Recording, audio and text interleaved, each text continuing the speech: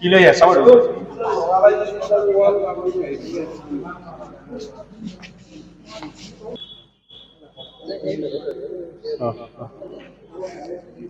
বাচ্চা দেখা ৰাতিপুৱা 5 বজাত মানে পাহাৰৰ পৰা সেইটো বাগৰি আহি আমি শুই আছিলোঁ, গমেই পোৱা নাই।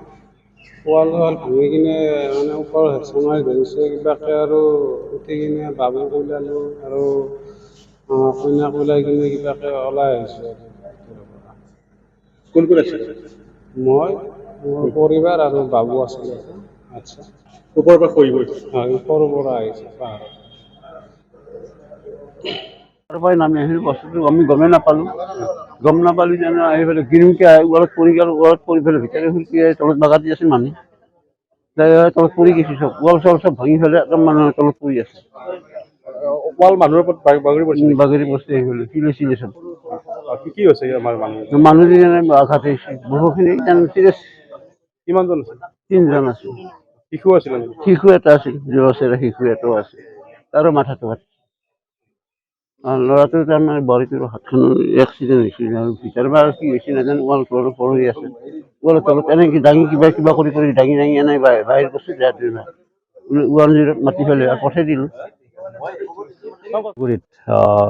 3 দিন ধৰি নেৰানেপেৰা বৰষুণৰ ফলত হাতীমূৰা পাহাৰৰ পৰা ভূমিস্খলন হৈ এটা প্ৰকাণ্ড শিল আমাৰ নাৰায়ণ ৰাজবংশীৰ ঘৰত যোৱা ৰাতি শুই থকা অৱস্থাতে সোমাই গৈছে আৰু ইতিমধ্যে 3জন লোক আহত হৈছে আৰু ঘৰটো গোটেই ভাঙি গৈছে। আমি চৰকাৰৰ দাবী উত্থাপন কৰিছোঁ, যি 3জন লোক আহত হৈ মেডিকেলত চিকিৎসালয়ত ভৰ্তি হৈ আছে তেখেতসকলক স্বাস্থ্যৰ ক্ষতিপূৰণ দিয়াৰ লগতে ঘৰৰ যি মানে ক্ষয় ক্ষতি হৈছে আমি ক্ষতিপূৰণ দিয়াৰ কাৰণে চৰকাৰৰ ওচৰত দাবী উত্থাপন কৰিছোঁ।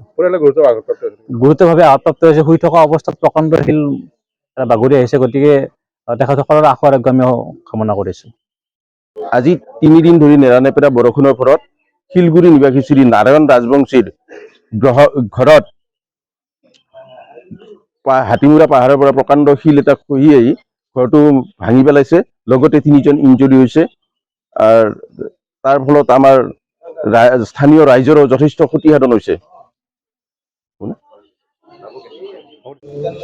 ভূমিস্খলন হৈছে শিলগুৰি পাহাৰত। মই খবৰ মাত্ৰে গুচি গ'লোঁ, যাই চালোঁ এটা ওপৰৰ পৰা শিল এটা বাগৰি আহি মানুহৰ মানে শুই থকা ঘৰত পৰি যায় আৰু 3জন মানুহৰ ইনজৰ হয়। মনু ৰাজবংশী, চন্দনা ৰাজবংশী আৰু ৰূপজ্যোতি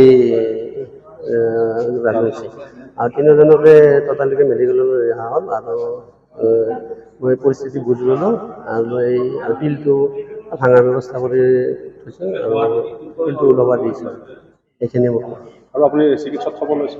চিকিৎসালয়ত মই আহি খবৰ ল'লোঁ কেনে আৰু অৱস্থা? ইনজৰ হৈছে, ইমান জৰুৰী ইনজৰ নহয়, সাধাৰণ ইনজৰ। তেওঁলোকক মানে ট্ৰিটমেণ্ট কৰা হৈ আছে। দেৱশিশুটো মূৰত আঘাত পাইছে। দেৱশিশুটোৰ মূৰত আঘাত পাইছে, সৰু শিশু, তেওঁলোকৰ চিকিৎসা কৰি আছে ডক্টৰে।